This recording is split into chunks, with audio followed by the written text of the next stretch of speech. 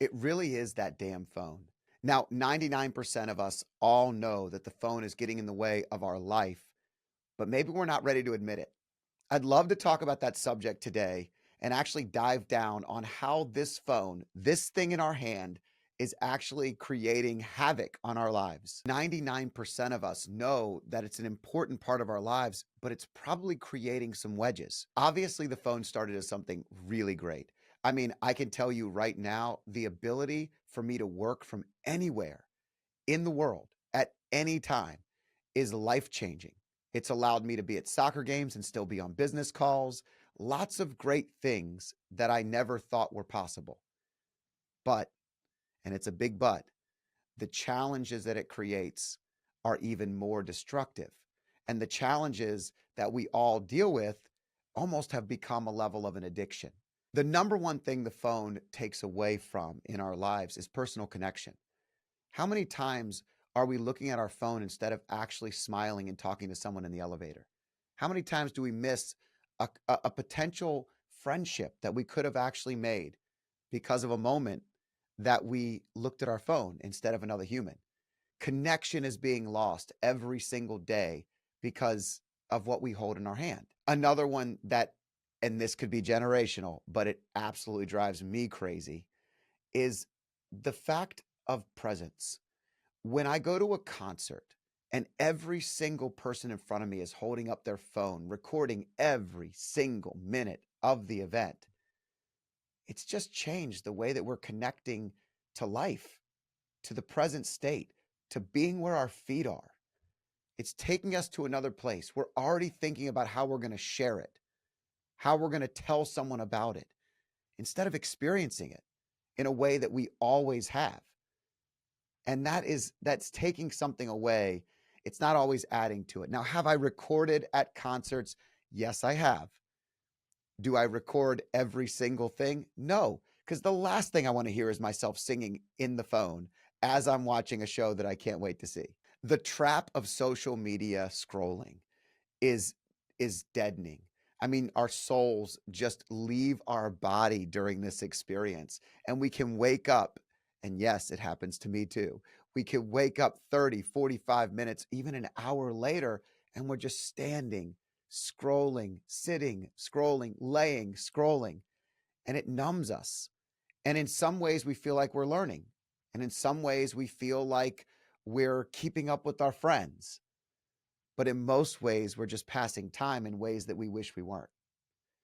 So the scrolling is a challenge. I think the overstimulation is a challenge.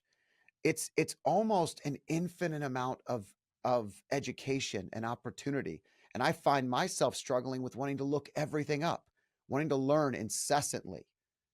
But if I'm learning incessantly, I'm not taking a break to think. I'm not taking a break to actually be present where I'm at, or to maybe think through a thought that I don't need the aid of the internet for. Now, I love the things that it can do, but the destructive tendencies can be way more addictive and challenging. And what it's doing to relationships is probably the ultimate challenge. I just see the couple laying in bed right before they go to sleep, holding their phones, waking up, holding their phones. The wedge between them, instead of the intimacy, instead of the connection, instead of the wind down conversation, becomes the sharing of memes or stories or videos. And I know that that can be fun. Again, I do some of this as well. But you know what's more fun? Connecting with another human. Like most things that are challenging in our lives, a lot of times we don't recognize it. I was having a conversation with my sons and a bunch of their friends. It was a house full of boys while they were home over Thanksgiving break. And we were talking about how often the phone is in our hands and we're looking at it. And I said, guys, go ahead and pull up your screen time right now. And I do this on a regular basis. They don't always do it. But I did it right then and there. And all their friends, including them, started pulling it up. And they all started saying, no, no, no, you're on way more than me. No, you're on way more than me.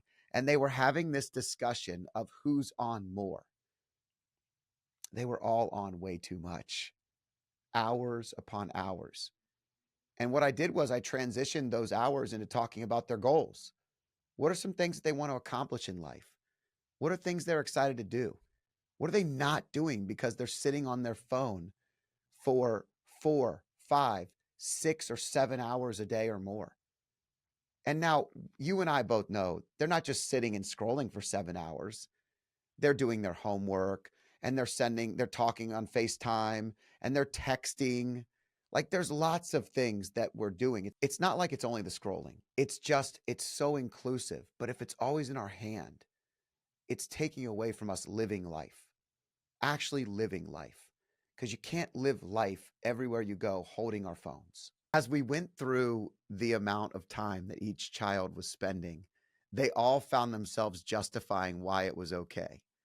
And there, you could see the aha moment. You could see it in their eyes. A couple of them were like, oh, man, I had no idea that I was wasting this much time every single day. Then they started to talk about what they were going to do differently. I'm gonna put it down. I'm gonna cut it off. I've got to get better. You know, we've all had those conversations in some way in our lives, but to watch teenagers actually come up with it and have that aha moment and see, it's really about that personal accountability. So many times in our lives when we want to actually change something, we have to be accountable for the action first. We actually have to see the data. I mean, I wear this Whoop on my wrist every single day, partially because it provides me data that allows me to course correct daily what I need to be doing differently. And what I love about the iPhone or any phone is it does track the amount of time that we're on. And what I saw in the kid's face was them acknowledging the accountability, understanding that before they can make a change, they have to know that there's a change that needs to be made. And they all were seeing that. They all were making that adjustment in their brain. Now, did they make the change? Probably doubtful right now, but we'll continue to give that message and we'll continue to actually reinforce how living life in person is better than living life in a phone. So I don't want to be a hater of any kind. And I know that life changes and the world changes and technology is a beautiful thing. But if I just think back to my childhood and I think about playing outside, I was watching a video the other day of like 4 kids who were outside and they all were just standing in these individual spots, not having a clue what to do. They barely understood how to play with each other because they never play outside. There's so much screen time. There's so many shows and movies. It's really living a fantasy life, not living their life. When I was a kid, my dad would shut the door, he would lock us out, and he would say, go outside and play, be creative. And my sister and I would play games. We would play detective. We would play Charlie's Angels. I had to play games that drew her in and made her have fun as well. But we would do whatever it took to just run around and play and laugh. We'd grab our friends. We played sports. We did everything outside. We were outside from the second we got up to the second that we went to bed. We were outside knocking on our neighbors' doors, not texting them and then them asking their parents. We were catching their parents off guard. We were going to the door, knocking on it and being like, hey, can Michael come out and play baseball today? And the parents were like, sure. And he would run outside.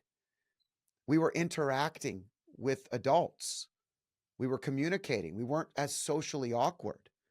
There were so many things that we were doing that were creating this opportunity to grow up, to be creative, to actually have connection outside of ourselves. There's nothing lonelier than sitting with this phone because it's just you and it. And the world needs more connection. And as kids, we had it.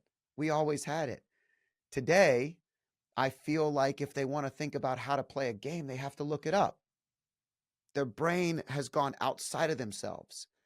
Now, I love using ChatGPT. I love using some of the AI tools that exist today. Absolutely love it because I love brainstorming with something outside of myself. But I also love brainstorming in a room full of people. I think that creativity and the games and the laughter and the truly enjoying themselves in a present moment needs to be prioritized for all of us. It's definitely important. How many times do we take walks without actually bringing our phones with us?